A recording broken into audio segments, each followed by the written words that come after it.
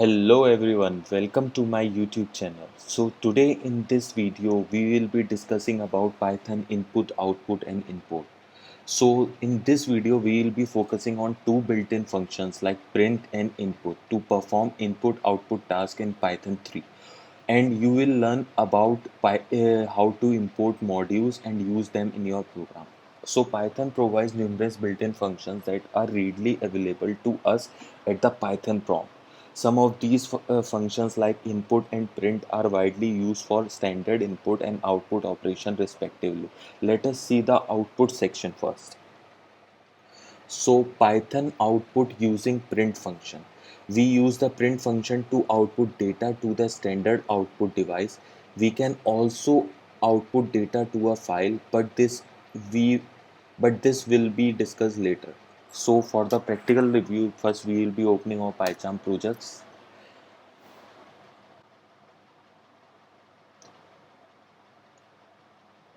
And as you know the drill, first we will be creating the file.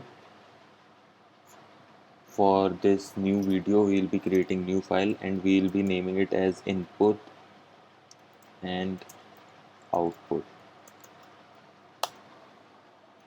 So we will be taking an example, the built-in function print. So if I'm gonna print my name is,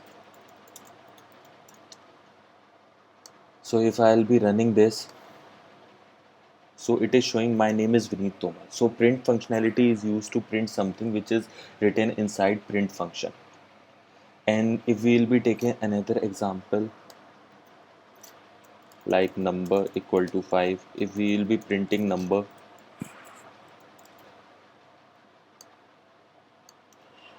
as you can see it is giving us 5 because we have assigned this 5 value to the number variable and we have then print this number variable, so it is giving the value which is assigned to this number.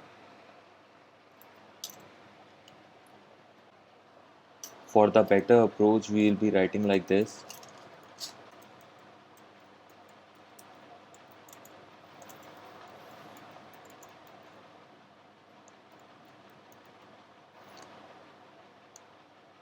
So as you can see what we got, the result of number is 5. So in this second print statement we can notice that the space was added between the string and the value of variable a. This is by default but we can change it. Basically the actual syntax is that in print function we usually initialize object, then they are separated as we can see like this. So we can see what there is written, like there is, first of all it's a function, there is self, then there is argument and there is separator. Here object is the value. Basically we will be using object value as an object which will be printed, and this sep will be a separator. It will be used between the value. It defaults into a space character. After all values are printed, end is printed. This one end is printed, it defaults into a new line. The file is the object where the values are printed and its default value is sys.stdout. Here is an example to illustrate this. So here is an example for this, like print anything, then print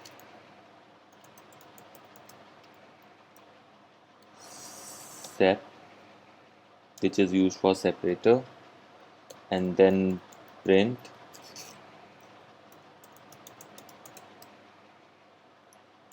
sep. We will be using hash now, and we will be using end also, and we will be assigning end symbol for it. Now we will be running this, and what we will get the result for this simple print, we got this, and after this print we got star after every digit where we have assigned comma, so it is giving star instead of space. And in this print they have given hash in front of, in they have put hash after every digit, and at the end instead of new line they have printed this end symbol which we have assigned this. So now output formatting. Sometimes we would like to format our output to make it look attractive. This can be done by using the str.format method. This method is visible to any string object. Like we will be taking an example, x equal to 5 and y equal to 10. If we will be printing this, so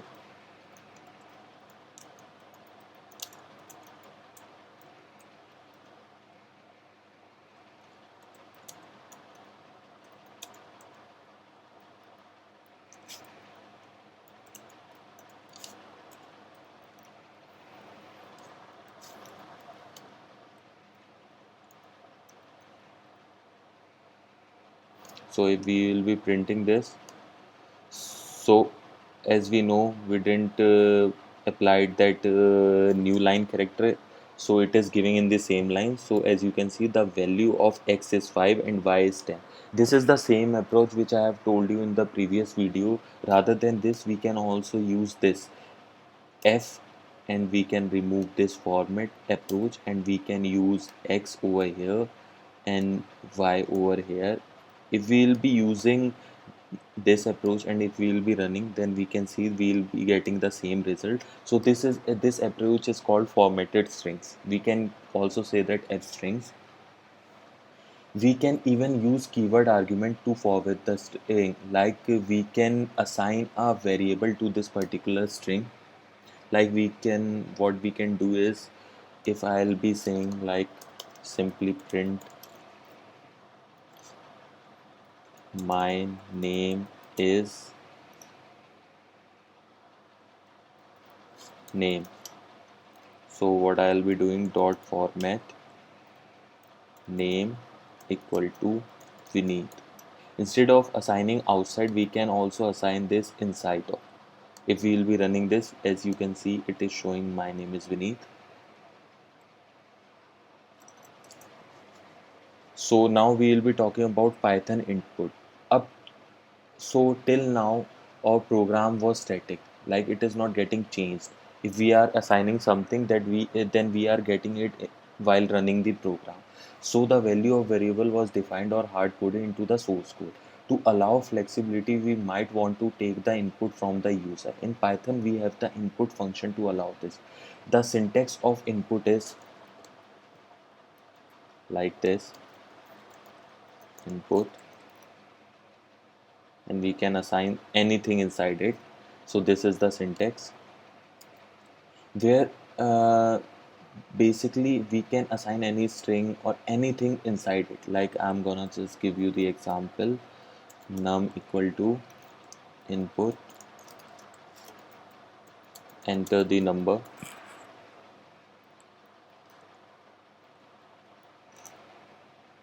So if I'll be printing this num now, so it will not remain static like we have seen previously. Now it will be asking at the time of running, it will be asking for a number first, then it will be printing. Like we can assign 10 to it. If I'll be running it again, now I can assign 20 to it. It's not static, we can change it. It's a dynamic thing. Now we are changing it at the running time. Here we can see that the first we have entered the value 10, which is a string, not a number. But to convert this into a number, we can use int or float function, as I have told you how to use it, by simply initializing it in front of a value. The same operation can be performed by using the evaluation function. But evaluation takes it more further into a deep. It can evaluate even expression providing the input in a string. So we normally don't use this as much as we are using int or we are assigning any value. So now we will be talking about what is Python input. When our program grows bigger, it is a good idea to break it into a different module. If our program is into 1,000 line of code, but we are using some line of code again and again, then we can create a separate module of that code so that we can make our program a shorter line of codes. A module is a file containing Python definition and statement. Python modules have a file name and end with an expression .py. Like I have shown you in the previous video, if you have watched my previous video, we have created a constant file in which we have initialized the pi value, and then we were using that pi value into the different file by just simply importing that file into another. So this, if you have not watched that video, I'm just gonna show you an example. Suppose there is a function in math function which have their separate code written in different file. If I'm gonna import that math function, and I'm just gonna get the pi value from that module, so I'll be writing like this math.py. If I'll be running this, as you can see, after this, then as you can see, I got the value of pi. So this is the basically the mod importing of a module which we were talking about. We can also define our own modules. So while importing a module, Python look at several places defined in sys.path. So there is a location sys.path where it usually finds these modules. So we can look into it like this: import sys. If I'll be printing this sys.path, and I'm gonna comment this because it's gonna ask you again and again for the number. If I'll be running this, as you can see, it will give us a list of a lot of path in which it's gonna search for our modules. So that's what I am talking about, that it will be searching in all these locations, that there will be a module present or not. So if we have created our own module, then we will be assigning a module over here only. Like if I have assigned some values into the hello.py file, so if I'll be using this into an input and output.py file, so first I'll be importing this file like this: import hello. So it is also suggesting us, then I can use any function or any variable which we have assigned into it for our better functionality.